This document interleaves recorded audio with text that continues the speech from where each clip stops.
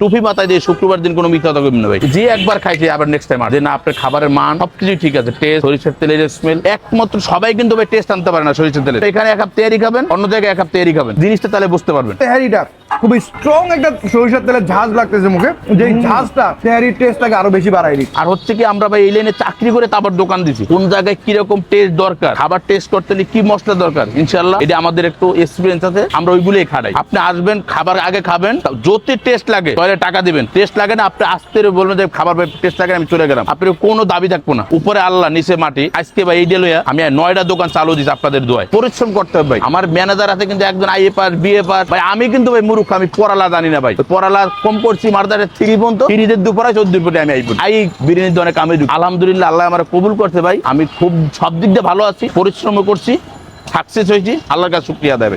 মজার মজার খাবারগুলো খেতে হলে আপনাকে আসতে হবে তেহারি ঘর। আর এটার লোকেশনটা যদি বলি, ধানমন্ডি 27, আমার হাতের ডান দিকে হচ্ছে বাংলাদেশ আই হসপিটাল, ঠিক উল্টা পাশে। এছাড়া তাদের প্রায় আরো 8টা ব্রাঞ্চ আছে, তো আপনারা আপনাদের পছন্দ অনুযায়ী ব্রাঞ্চে গিয়ে খাবারটাকে এনজয় করতে পারেন।